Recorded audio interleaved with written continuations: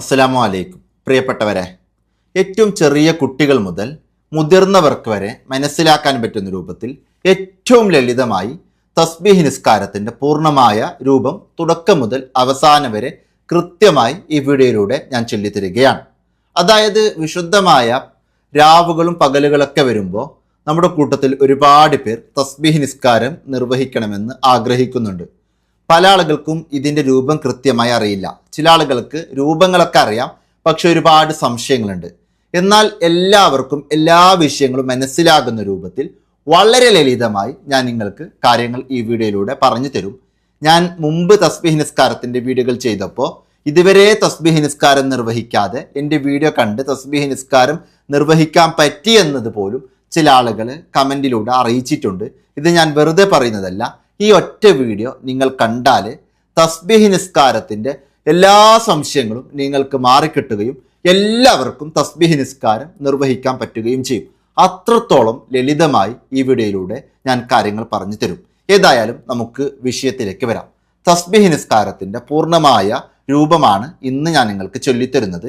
തസ്ബീഹ് നിസ്കാരത്തിൽ നമ്മൾ ചൊല്ലേണ്ട തസ്ബീഹ്, ഓരോ സ്ഥലങ്ങളിൽ നമ്മൾ പ്രത്യേകമായി എത്ര തസ്ബീഹാണ് ചൊല്ലേണ്ടത്, അത് എപ്പോഴൊക്കെയാണ് ചൊല്ലേണ്ടത്, തസ്ബീഹ് നിസ്കാരത്തിൽ നമ്മൾ ഓതേണ്ട സൂറത്തുകൾ, ഈ സൂറത്തുകൾ നമുക്കറിയുന്നില്ല എങ്കിലുള്ള പരിഹാരം എന്താണ്, തസ്ബീഹ് നിസ്കാരത്തിന് ഇഷ്ടമുള്ള പ്രത്യേകമായ ദുആ, തസ്ബീഹ് നിസ്കാരത്തിൽ ഒരു സ്ഥലത്ത് നമ്മൾ തസ്ബീഹ് ചൊല്ലാൻ മറന്നുപോയി എങ്കിൽ എന്താണ് പരിഹാരം, തുടങ്ങി എല്ലാ വിഷയങ്ങളും പറഞ്ഞു തരാം.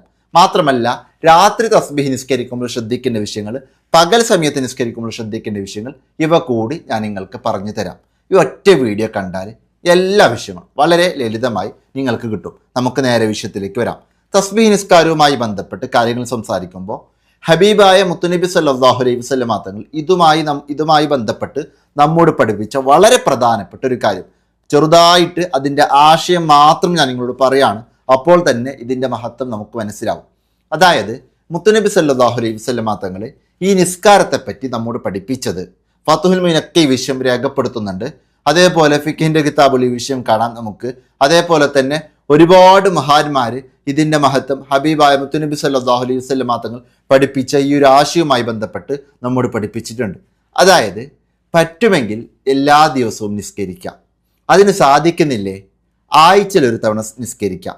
അതിനും സാധിക്കുന്നില്ലേ മാസത്തിലൊരു തവണ നിസ്കരിക്കാം. അതിനും സാധിക്കുന്നില്ലേ വർഷത്തിലൊരു തവണ നിസ്കരിക്കാം. അങ്ങനെയും സാധിച്ചിട്ടില്ല എങ്കിൽ ആയുസ്സിലൊരു തവണയെങ്കിലും നിസ്കരിക്കാം. ഒരു സുന്നത്ത് നിസ്കാരത്തെ പറ്റിയാണ് മുത്തുനബി സല്ലല്ലാഹു അലൈഹി വസല്ലം തങ്ങൾ പഠിപ്പിക്കുന്നത്. അപ്പോൾ അതിൻ്റെ മഹത്വങ്ങൾ എത്ര വലുതാണെന്ന് നമുക്ക് മനസ്സിലാക്കാം. മാത്രമല്ല നമ്മുടെ ദോഷങ്ങളൊക്കെ പൊറുക്കപ്പെടാൻ തസ്ബീഹ് നിസ്കാരം നിർവഹിക്കുന്നത് കാരണമായി മാറും. അതുകൊണ്ട് ആദ്യം ഒരു കാര്യം ഞാൻ നിങ്ങളോട് പറയാം.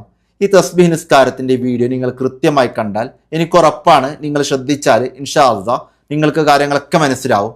എന്നിട്ട് നിങ്ങൾ അറിയുന്ന മാക്സിമം ആളുകളിലേക്ക് ഈ വിഷയം ഷെയർ ചെയ്തു കൊടുക്കുകയും വേണം. ഏതായാലും നമുക്ക് വിഷയത്തിലേക്ക് വരാം. തസ്ബീഹ് നിസ്കാരവുമായി ബന്ധപ്പെട്ട് നമ്മൾ വിഷയം സംസാരിക്കുമ്പോൾ അതിൻ്റെ പ്രധാനപ്പെട്ട കുറച്ച് നിയമങ്ങൾ നമ്മൾ മനസ്സിലാക്കണം. ഒന്ന്, തസ്ബീഹ് നിസ്കാരം പ്രത്യേകമായ ഒരു കാരണമോ സമയമോ ആയി ബന്ധിപ്പിക്കപ്പെട്ട നിസ്കാരമല്ല. ഇതിൻ്റെ അർത്ഥം നമുക്ക് നിസ്കാരം അനുവദനീയമായ എല്ലാ സമയങ്ങളിലും നിസ്കരിക്കാൻ പറ്റുന്ന ഒരു നിസ്കാരമാണ് തസ്ബീഹ് നിസ്കാരം. അപ്പോൾ രാത്രിയും നിസ്കരിക്കാം, പകലും നിസ്കരിക്കാം. മറ്റൊന്ന്, ജമാഅത്ത് സുന്നത്തില്ലാത്ത സുന്നത്ത് നിസ്കാരമാണ് തസ്ബീഹ് നിസ്കാരം. അപ്പോൾ ചില ആളുകൾക്ക് ഒരു സംശയമുണ്ടാകും, ചില പ്രത്യേകമാക്കപ്പെട്ട രാവുകളിൽ പള്ളികളിലൊക്കെ തസ്ബീഹ് നിസ്കാരം ജമാഅത്തായി നിർവഹിക്കാറുണ്ടല്ലോ എന്നുള്ളത്. എന്നാൽ അവിടെ നമ്മൾ മനസ്സിലാക്കേണ്ടത് യഥാർത്ഥത്തിൽ അത് തസ്ബീഹ് നിസ്കാരം ജമാഅത്ത് സുന്നത്തുണ്ട് എന്നർത്ഥത്തിലല്ല. മറിച്ച് അവിടെ നമ്മൾ പ്രത്യേകം മനസ്സിലാക്കണം, നമ്മുടെ കൂട്ടത്തിൽ ഒരുപാട് പേർക്ക് ഇതിൻ്റെ രൂപം കൃത്യമായി അറിയണമെന്നില്ല. അപ്പോൾ അവരെയെല്ലാം ഉൾക്കൊള്ളിച്ചുകൊണ്ട് ഒരു ജമാഅത്ത് രൂപപ്പെടുത്തുകയാണ് ചെയ്യുന്നത്. യഥാർത്ഥത്തിൽ തസ്ബീഹ് നിസ്കാരം ജമാഅത്തായി നിർവഹിക്കുക എന്നുള്ളത് പ്രത്യേകം സുന്നത്തുള്ള കാര്യമല്ല. തസ്ബീഹ് നിസ്കാരം ഒറ്റയ്ക്ക് നിസ്കരിച്ചാലും മതി. ആവശ്യം പ്രത്യേകം ശ്രദ്ധിക്കാം. ഇനി തസ്ബീഹ് നിസ്കാരത്തിൻ്റെ രൂപത്തിലേക്ക് ഞാൻ വരികയാണ്. ഇവിടെ നമ്മൾ മനസ്സിലാക്കേണ്ടത്, രാത്രി തസ്ബീഹ് നിസ്കാരം നിർവഹിക്കുകയാണെങ്കിൽ ഈ രണ്ട് റക്അത്തുകളായി നിർവഹിക്കലാണ് നല്ലത്. അതായത് 4 റക്അത്ത് സുന്നത്ത് നിസ്കാരമാണ് തസ്ബീഹ് നിസ്കാരം. ഇതിൽ പ്രത്യേകമായി 300 തസ്ബീഹ് നമ്മൾ ചൊല്ലണം, 300 പ്രാവശ്യം. അതെവിടെയൊക്കെയാണെന്ന് കൃത്യമായി ഞാൻ നിങ്ങൾക്ക് പറഞ്ഞു തരാം. അതിനു മുമ്പ് രാത്രിയിലാണ് ഒരു വ്യക്തി തസ്ബീഹ് നിസ്കാരം നിർവഹിക്കുന്നതെങ്കിൽ ഈ രണ്ട് റക്അത്തുകളായി നിർവഹിക്കലാണ് നല്ലത്. പകൽ സമയത്താണ് തസ്ബീഹ് നിസ്കാരം നിർവഹിക്കുന്നതെങ്കിൽ 4 റക്അത്തുകൾ ഒന്നിച്ച് നിസ്കരിക്കലാണ് നല്ലത്. അപ്പോൾ ആദ്യം ഈ രണ്ട് റക്അത്തുകൾ നിസ്കരിക്കുന്നതിന്റെ കൃത്യമായ രൂപം ഞാൻ നിങ്ങൾക്ക് ചൊല്ലിത്തന്ന് 4 റക്അത്ത് നിസ്കരിക്കുമ്പോൾ എന്ത് വിഷയമാണ് ശ്രദ്ധിക്കേണ്ടത്, 4 റക്അത്ത് ഒന്നിച്ച് നിസ്കരിക്കുമ്പോൾ എന്താണ് ശ്രദ്ധിക്കേണ്ടത് എന്നുള്ളത് പറയാം. അപ്പോൾ ആദ്യം മുതൽ തന്നെ എല്ലാവരും കൃത്യമായി കേട്ടു പോവുക. നിയമങ്ങളൊക്കെ ആദ്യം മാത്രമാണ് ഞാൻ നിങ്ങൾക്ക് പറഞ്ഞു തരിക. ആദ്യം നമ്മൾ ഉളൂക്ക് ചെയ്ത് വന്ന് നേരെ തസ്ബീഹ് നിസ്കാരത്തിന് വേണ്ടി നമ്മൾ ഒരുങ്ങും. അങ്ങനെ തസ്ബീഹ് നിസ്കാരത്തിന് വേണ്ടി നമ്മൾ ഒരുങ്ങുമ്പോൾ ഇവിടെ ബാങ്കും ഇക്കാമത്തൊന്നും പ്രത്യേകമായി നമ്മൾ കൊടുക്കേണ്ടതില്ല. ആവശ്യം മനസ്സിലാക്കാം.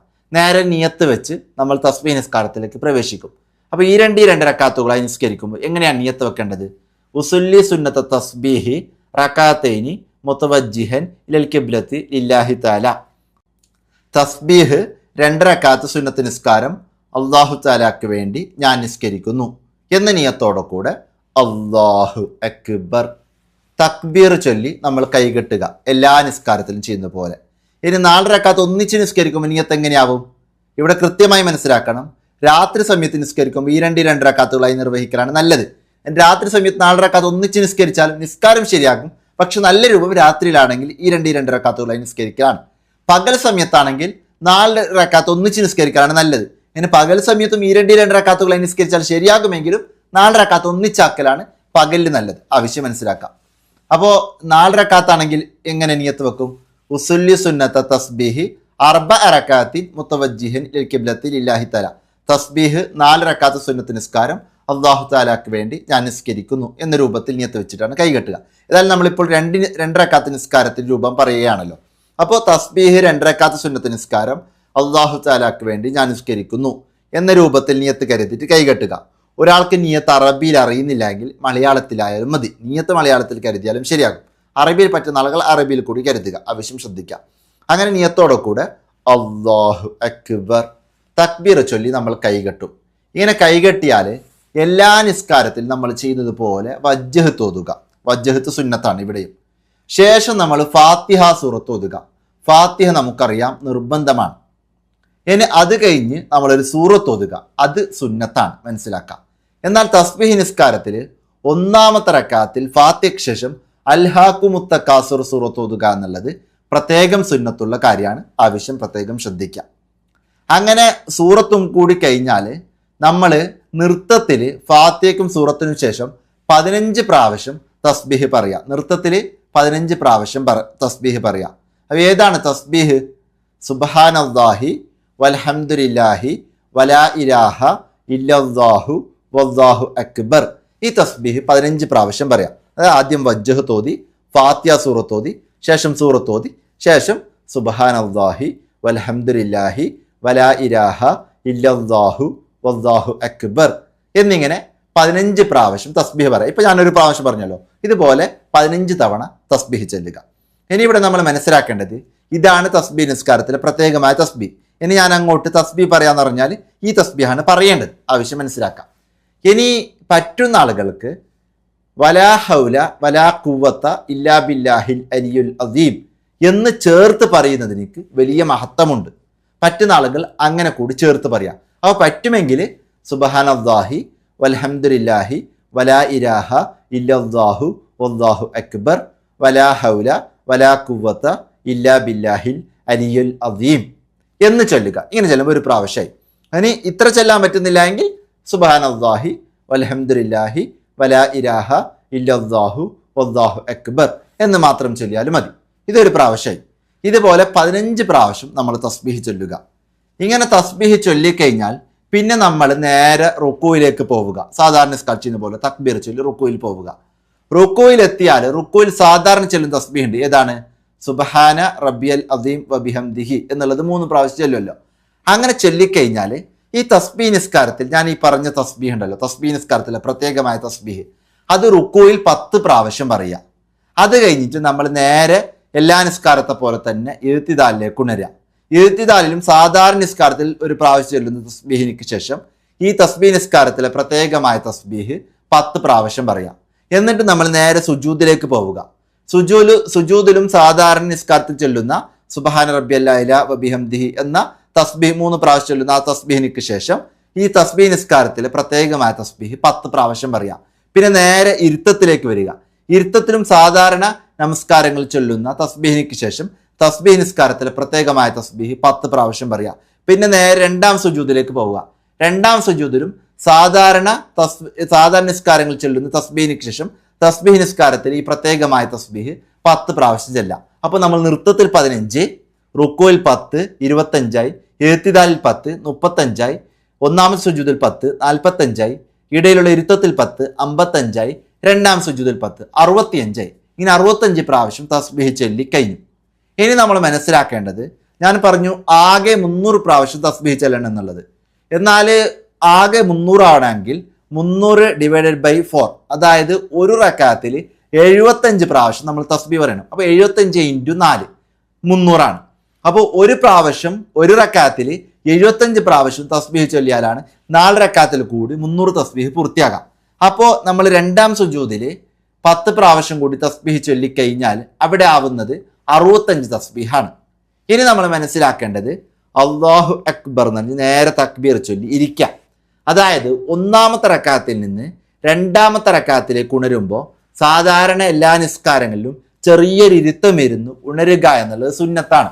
ആ ഇരുത്തത്തിനിക്ക് ഇസ്തിറാഹത്തിന്റെ ഇരുത്തം എന്നാണ് പറയാ. ചെറുതായിട്ടൊന്ന് ഇരിക്കും, ഉടനെ ഉണരും. അവിടെ പ്രത്യേകിച്ച് തസ്ബീഹ് കാര്യങ്ങളൊന്നും സാധാരണ പറയാനില്ല. പക്ഷെ തസ്ബീഹ് നിസ്കാരത്തിൽ നമ്മൾ ചെയ്യേണ്ടത് രണ്ടാം സുജൂദിൽ നിന്ന് അല്ലാഹു അക്ബർ എന്ന് പറഞ്ഞ് നേരെ ഇരിക്കുക. അതായത് ഇസ്തിറാഹത്തിന്റെ ഇരുത്തത്തിൽ ഇരിക്കുക, ഉണരരുത്. അങ്ങനെ ഇരുന്നിട്ട് തസ്ബീഹ് അവിടെ വേറെ തസ്ബീഹ് ഒന്നും ചെല്ലായില്ല. തസ്ബീഹ് നിസ്കാരത്തിൽ ഈ പ്രത്യേകമായ തസ്ബീഹ് ഉണ്ടല്ലോ, ഇത് ആ ഇരുത്തത്തിലും ഇസ്തിറാഹത്തിന്റെ ഇരുത്തത്തിലും 10 പ്രാവശ്യം ചെല്ലുക. അങ്ങനെ 10 പ്രാവശ്യം ചെല്ലിയാൽ 75 പ്രാവശ്യമായി. പിന്നെ നമ്മൾ നേരെ തക്ബീർ ചൊല്ലാതെ, അതായത് അല്ലാഹു അക്ബർ എന്ന് പറയാതെ തന്നെ രണ്ടാമത്തെ റക്അത്തിൽ ഉണരുക. അപ്പോൾ മനസ്സിലാക്കാം, ഒന്നാമത്തെ റക്അത്തിൽ 75 പ്രാവശ്യം തസ്ബീഹ് ചെല്ലുന്ന രൂപം മനസ്സിലായി. ഇനി രണ്ടാമത്തെ റക്അത്തിലേക്ക് എത്തിയാൽ ഫാത്തിഹയും ശേഷം സൂറത്തും ഓതുക. മനസ്സിലാക്കുക, തസ്ബീഹ് നിസ്കാരത്തിൽ ഞാൻ പറഞ്ഞു ഒന്നാമത്തെ റക്അത്തിൽ അൽഹാക്കുമുത്ത കാസുർ സൂറത്ത് ഓതുക എന്നുള്ളത് ഫാത്തിഹയ്ക്ക് ശേഷം പ്രത്യേകം സുന്നത്തുള്ള കാര്യമാണ്. ഇനി ഈ സൂറത്ത് അറിയുന്നില്ലെങ്കിൽ നിങ്ങൾക്ക് അറിയുന്ന സൂറത്ത് ഓതാം, ഇത് പ്രത്യേകം സുന്നത്തുള്ള സൂറത്താണ്.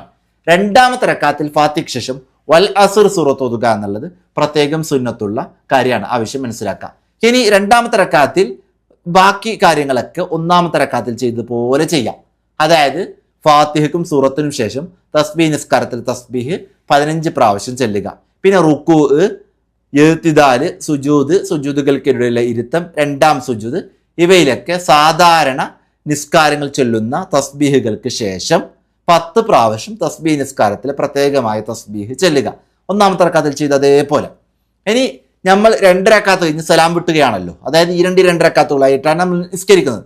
ഇനി രണ്ടാം സുജൂദും കെട്ടി കഴിഞ്ഞ് രണ്ടാമത്തെ റക്അത്തിൽ നമ്മൾ അത്തഹിയാത്തിന് വേണ്ടി ഇരിക്കും. അവിടെ അത്തഹിയാത്തും ശേഷമുള്ള സലാത്തും ദുആവും ചൊല്ലിയിട്ട് നമ്മൾ 10 പ്രാവശ്യം തസ്ബീഹ് നിസ്കാരത്തിലെ തസ്ബീഹ് ചൊല്ലിയിട്ട് നമുക്ക് സലാം വിട്ടാം. അങ്ങനെ സലാം വീട്ടിയാൽ തസ്ബീഹ് നിസ്കാരത്തിലെ 2 റക്അത്ത് നമുക്ക് പൂർത്തിയായി. ആദ്യത്തെ റക്അത്തിൽ 75 പ്രാവശ്യം തസ്ബീഹ്, രണ്ടാമത്തെ റക്അത്തിൽ 75 പ്രാവശ്യം തസ്ബീഹ്, ടോട്ടൽ 150 തസ്ബീഹ് നമുക്ക് പൂർത്തിയായി. ആവശ്യം മനസ്സിലാക്കാം. ഇനി തസ്ബീഹ് നിസ്കാരം 2 റക്അത്ത് നമ്മൾ നിസ്കരിക്കുന്ന രൂപം മനസ്സിലായി. ഇതേപോലെ എണീറ്റ് വീണ്ടും 2 റക്അത്ത് നമ്മൾ നിസ്കരിക്കാം. ഇതേപോലെ 2 റക്അത്ത് നിസ്കരിച്ചാൽ മതി. അപ്പോൾ 150 + 150 300 തസ്ബീഹ് നമുക്ക് പൂർത്തിയായി. ആവശ്യം മനസ്സിലാക്കാം.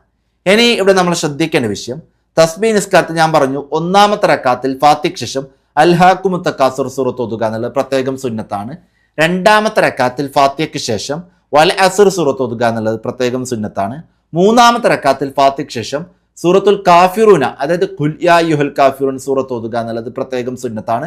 നാലാമത്തെ റക്അത്തിൽ സൂറത്തുൽ ഇഖ്ലാസ്, അതായത് ഖുൽ ഹുവല്ലാഹു അഹദ് സൂറത്ത് ഓതുക എന്നുള്ളത് പ്രത്യേകം സുന്നത്താണ്. ഇത് പ്രത്യേകം സുന്നത്തുള്ള സൂറത്തുകളാണ്. ഈ വിഷയം കൃത്യമായി മനസ്സിലാക്കാം. അപ്പോൾ ഏതൊക്കെ സൂറത്തുകളാണ് എന്നുള്ള വിഷയം കൂടി നമ്മൾ പഠിച്ചു. ഇനി ഈ തസ്ബീഹ് നിസ്കാരം 4 റക്അത്തും പൂർത്തിയായതിനു ശേഷം, അതായത് ആദ്യം 2 റക്അത്ത് നിസ്കരിച്ച പോലെ വീണ്ടും എണീറ്റ് നമ്മൾ 2 റക്അത്ത് നിസ്കരിക്കും. 4 റക്അത്ത് പൂർത്തിയാവല്ലോ. ഇനി 4 റക്അത്ത് പൂർത്തിയായി സലാം വിട്ടതിന് ശേഷം പ്രത്യേകമായ ഒരു ദുആ ഉണ്ട്, അത് ഞാൻ നിങ്ങൾക്ക് ചൊല്ലിത്തരാം. അതിന് മുമ്പ് ഇതുമായി ബന്ധപ്പെട്ട് കുറച്ച് നിയമങ്ങൾ കൂടി പറഞ്ഞു തരികയാണ്. ഇനി നമ്മൾ 4 റക്അത്ത് ഒന്നിച്ച് നിസ്കരിക്കുകയാണ്. പകൽ സമയത്താകുമ്പോൾ ആ രൂപം സ്വീകരിക്കാനാണ് നല്ലത്. അങ്ങനെയാണെങ്കിൽ നേരത്തെ ഞാൻ പറഞ്ഞു, നിയ്യത്ത് നമ്മൾ കരുതുക, ഉസുല്ലി സുന്നത്ത തസ്ബീഹി 4 റക്അത്തിൻ മുതവജ്ജിഹിൻ ഇലൽ ഖിബ്ലത്തി ലില്ലാഹി തആല. തസ്ബീഹ് 4 റക്അത്ത് സുന്നത്ത് നിസ്കാരം അല്ലാഹു തആലക്ക് വേണ്ടി ഞാൻ നിസ്കരിക്കുന്നു. എന്ന നിയത്തോടെ കൂടെ തക്ബീർ ചൊല്ലി കൈകെട്ടി പിന്നെ നമ്മൾ നേരത്തെ ചെയ്ത പോലെ ആദ്യം വജ്ജഹത്തു, പിന്നെ ഫാത്തിഹ, പിന്നെ സൂറത്ത്, പിന്നെ ബാക്കി തസ്ബീഹ് പറയലും മറ്റൊക്കെ നേരത്തെ അത് ചെയ്ത പോലെ അതേപോലെ ചെയ്യാം. അതിന് രണ്ടാമത്തെ റക്കാത്തിലേക്ക് എത്തിയാൽ ഇവിടെ നമ്മൾ അത്തഹിയാത്തിന് വേണ്ടി ഇരിക്കും. എന്നിട്ട് 10 പ്രാവശ്യം തസ്ബീഹും കൂടി ചൊല്ലിയിട്ട് അടുത്ത റക്കാത്തിലേക്ക് ഉണരുക. കാരണം വെച്ചാൽ 4 റക്കാത്ത് ഒന്നിച്ച് നിസ്കരിക്കുകയാണ്. അപ്പോൾ ഇവിടെ നമുക്ക് സലാം വിട്ടാനില്ല. ആവശ്യം മനസ്സിലാക്കാം. ഇവിടെ അത്തഹിയാത്തും ചെറുതായിട്ടൊന്നും മുത്തുനബി വേണ്ടി സലാത്തും മാത്രം ചെല്ലാം. ഇനി നമ്മൾ അടുത്ത 3-ാമത്തെ റക്കാത്തിലേക്ക് ഉണർന്നാൽ പിന്നെ ബാക്കി നേരത്തെ ചെയ്ത് അതേപോലെ തന്നെ ചെയ്യാം ഓരോ വിഷയങ്ങളും.